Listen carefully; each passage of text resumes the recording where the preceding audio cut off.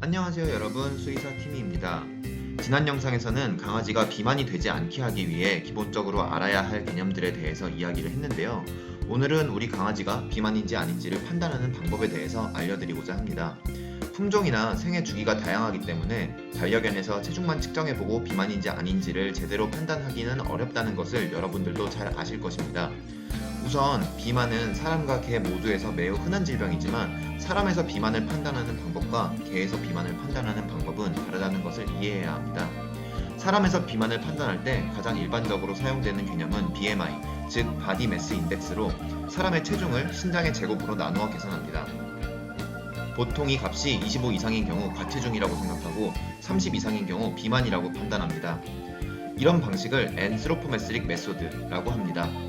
하지만 개의 경우는 이런 방식을 적용할 수 없습니다. 주메트릭 메소드를 사용할 수 없다는 것이죠. 왜냐하면 개는 품종에 따라서 체장이나 체고, 근육량이나 골밀도 등이 상당히 달라지고 그로 인해서 사람에서처럼 획일된 기준치를 설정하기 어렵기 때문입니다. 이를 보완하기 위해서 형태적으로 비만을 판단하는 방법, 몰포메트릭 메소드도 개발이 되었지만 이 또한 널리 실용화되지는 못했습니다. 그래서 개에서는 새로운 방식을 사용하게 되는데 그 방식이 바로 바디 컨디션 스코어링입니다. 바디 컨디션 스코어는 약자로 BCS라고 부르고 현재 개에서 비만을 판단하는 가장 쉽고 일반적인 방법입니다. BCS는 시각과 촉각을 함께 이용해서 개의 신체 상태에 점수를 매기는 방식인데 5점 만점 방식과 9점 만점 방식이 있고 두 방식 모두 숫자가 클수록 살이 찐 상태를 의미합니다. 그러면 BCS 스코어링을 하는 방법을 알려드릴 텐데 이 영상에서는 5점을 만점으로 하는 방식을 기준으로 설명을 드리도록 하겠습니다. 먼저 BCS 1점은 극도로 마른 상태입니다. 눈으로 봤을 때 갈비뼈, 골반, 척추의 등쪽 돌기가 선명히 관찰되고 지방뿐 아니라 근육도 부족하기 때문에 몸 전체적으로 볼륨감이 없는, 아니 그보다 더 극단적으로 정말 딱 눈으로 봐도 저건 너무 말랐는데 싶은 정도입니다. 또한 강아지를 만졌을 때 갈비뼈, 골반, 척추뼈 등이 매우 잘 만져지고 다리 등 다른 곳을 만져보아도 살갗 바로 아래에 딱딱한 뼈가 만져지는 경우 BCS 1점으로 판단합니다. 보통 이런 상태의 개는 장기적으로 기아 상태에 노출되었거나 혹은 생명을 위협하는 수준의 중대한 기저질환이 있는 경우이므로 반드시 매우 신중한 관리를 해주어야 합니다. 두 번째는 BCS 2점으로 일단 눈으로 봤을 때 갈비뼈와 골반, 척추돌기가 언뜻 보이고 전체적으로 말랐다는 느낌은 들지만 그래도 어느 정도 근육은 있기 때문에 불쌍하다는 느낌이 들 정도로 마른 것은 아닙니다. 한편 촉진 시에는 여전히 갈비뼈, 골반, 척추돌기 등이 잘 만져지지만 다른 신체 부위를 쓰다듬었을 때 피부 아래로 바로 뼈가 느껴지지는 않고 약간의 근육들도 있다는 느낌을 받게 됩니다. 다음으로 BCS 3점은 가장 이상적인 신체 상태로 눈으로 봤을 때 특별히 돌출된 뼈의 윤곽이 관찰되지 않고 제 경험상 눈으로 봤을 때 특별히 마르거나 살이 쪘다는 판단이 바로 되지 않는 경우 BCS를 3점으로 생각합니다. 물론 이때 촉진도 반드시 해보아야 하는데 이때부터는 갈비뼈가 기준이 되고 갈비뼈 부분을 손으로 만졌을 때 어느 정도 갈비뼈의 울퉁불퉁함이 느껴지면서 적당한 근육과 지방으로 인해 폭신한 느낌이 듭니다.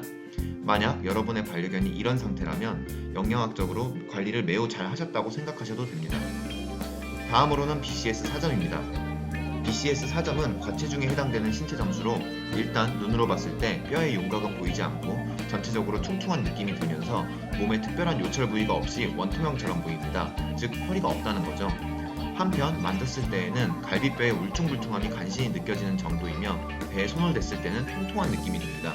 만약 여러분의 반려견이 이 점수에 해당되신다면 현재 먹이는 사료의 종류나 양이 적절한지 한번 생각해볼 필요가 있습니다. 마지막으로 BCS 5점의 경우 확실한 비만의 상태로 눈으로 봤을 때 일단 뼈의 윤곽은 찾기가 어렵고 딱 봐도 전체적으로 뚱뚱한 느낌이 들면서 위에서 보면 허리가 불룩하게 옆으로 튀어나온 형태입니다. 또한 종에 따라서 목 뒤나 몸통에 주름이 많이 잡히기도 합니다. 한편 만졌을 때 피하 지방이 너무 두껍기 때문에 갈비뼈가 느껴지지 않고 그냥 전체적으로 푹신푹신하고 물컹물컹한 느낌이 듭니다. 이 단계라면 확실한 비만이므로 제대로 된 관리가 필요합니다. 연구에 따르면 BCS 점수가 1점이 차이남에 따라서 실제 체지방률은 10에서 15%씩 증감된다고 합니다.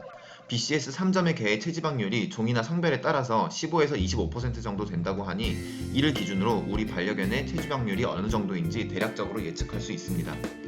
그리고 BCS 스코어링을 할 때 사람마다 약간씩 판단의 차이가 있기 때문에 BCS 스코어링 방식이 다소 주관적이라고 생각하실 수도 있습니다.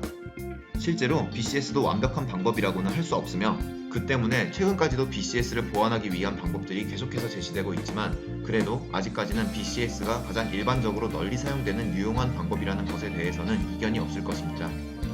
실제로 이 방법은 동물병원에서 수의사들도 진료 시 차트에 꼭 기록하는 항목입니다. 반려인 분들도 집에서 체중과 더불어 정기적으로 BCS 스코어링을 하시고 기록을 해두시면 반려견의 건강관리에 도움이 많이 될 것입니다. 또한 오늘은 비만에 초점을 맞춰서 이야기했지만 BCS는 반려견의 체지방량이나 근육량을 기초로 반려견의 건강 상태를 모니터링하거나 식이 계획을 세울 때에도 아주 유용합니다. BCS 스코어링 방식을 통한 진단법이 가장 큰 정확도를 가지기 위해서는 한 사람이 일정 기간에 걸쳐 여러 번 지속적으로 한 반려견을 평가하는 것이 중요합니다. 또한 눈으로만 봐서 스코어링을 하지 말고 반드시 시각과 촉각을 동시에 이용해서 스코어링해야 합니다. 그리고 반려인들은 애정 때문에 자신의 반려견의 BCS를 너그러운 마음으로 스코어링하는 경향이 있으므로 앞서 말씀드린 기준들을 바탕으로 최대한 객관적으로 스코어링하도록 노력해야 합니다. 오늘은 반려견의 비만을 판단하는 방법에 대해서 알아보았습니다. 다음 영상에서는 반려견의 사료 제공량을 정하는 방법에 대해서 이야기해보도록 하겠습니다. 도움이 되셨다면 구독과 알람 설정을 부탁드립니다. 지금까지 수의사 팀이었습니다. 안녕.